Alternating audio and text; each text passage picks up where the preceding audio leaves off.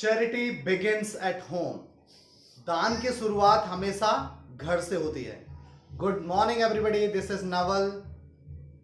आपके सामने एक स्टोरी लेके आया हूं। स्टोरी का नाम है कर्णाज चैरिटी। कर्ण का दान। कर्ण कितना दानवीर था, इसकी स्टोरी मैं आपके सामने लेके आया हूं। एक बार कर्ण का जब अंतिम समय आया और वो स्वर्ग के दरवाजे पर था, तो धर्मराज जो स्वयं युधिष्ठिर थे, कर्ण को रिसीव किया और उन्होंने आपस में एक दूसरे को गले लगाया। तो कर्ण को धर्मराज द्वारा पूछा गया कि बताओ, स्वर्ग का दरवाजा आपके लिए क्यों खोला जाए? आपको क्या लगता है कि आपने इस दुनिया में क्या किया है जिससे कि आप स्वर्ग के अधिकारी बन सकते हैं? तो कर्ण ने कहा कि मैं इतना दानवीर हूं, मैंने इतना सारा दान किया है। इवन मैंने इतना दान किया है कि जितना सोना आप सोच भी नहीं सकते हैं, उतना सोना मैंने पूरे दुनिया में दान किया है। इवन मेरे दांतों में जो सोना लगा हुआ था वो भी मैंने लोगों को दान किया है। तो आप इमेजिन कर सकते हैं कि मैं कितना दानवीर हूं। तो धर्मराज बोले, ये तो आपने सही बोला कि आपने बहुत सारा दान दिया है, बट आपने जो दान दिया है सोने का, उस सोने के दान के बदले में आपको स्वर्ग के बजाय एक सोना ही वापस मिल सकता है। तो आपने ऐसी क्या सेवा की है जिससे कि आपको स्वर्ग में आने को मौका मिले? क्योंकि जो आपने सोना दिया है उसके बदले में आपको सिर्फ सोना ही मिल सकता है, आपको उसके लिए स्वर्ग का रास्ता नहीं मिल सकता।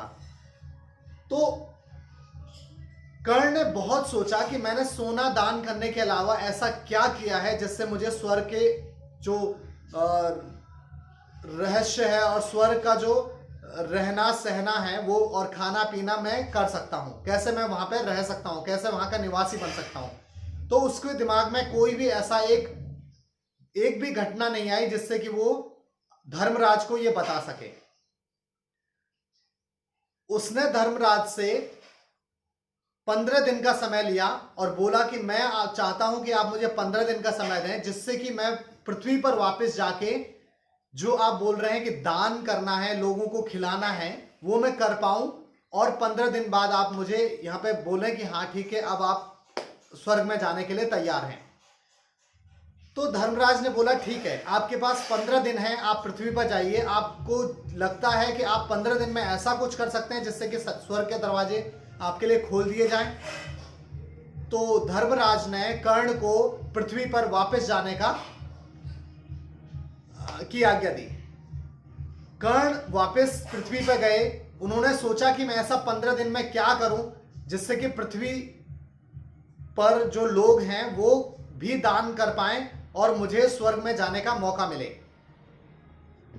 कर्ण ने घर घर शहर में घर घर जाना शुरू किया और हर घर में यह बताया कि आप अपने बुजुर्गों के लिए क्या कर सकते हैं जो अब इस दुनिया में नहीं है।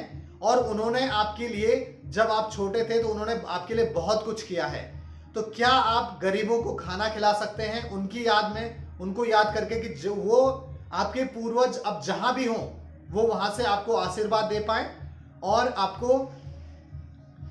आपको उससे खुशी मिलेगी। और आप किसी गरीब को खाना खिलाएंगे तो उससे भी आपको आशीर्वाद मिलेगा। जब ये लोगों ने सुना तो लोगों ने गरीबों को अपने पूर्वजों की याद में खाना खिलाना शुरू किया। तो उस शहर में और उस गांव में जब ये बात फैली तो किसी भी जगह पर जितने भी गरीब लोग रहते थे, कोई भी गरीब उस दिन से भूखा नहीं सोया।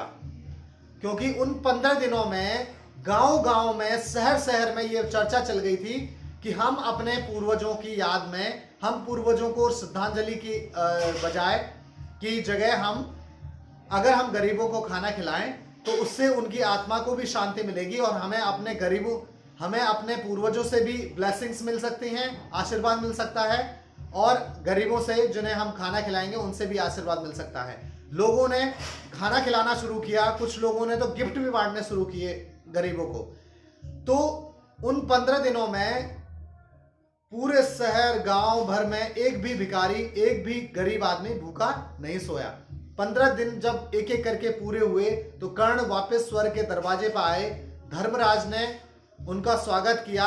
कर्ण ने पूछा कि क्या अभी भी आपको लगता है कि मुझे एक्सप्लेन करने की जरूरत है कि मैं क्यों स्वर्ग का निवासी बन सकता हूं?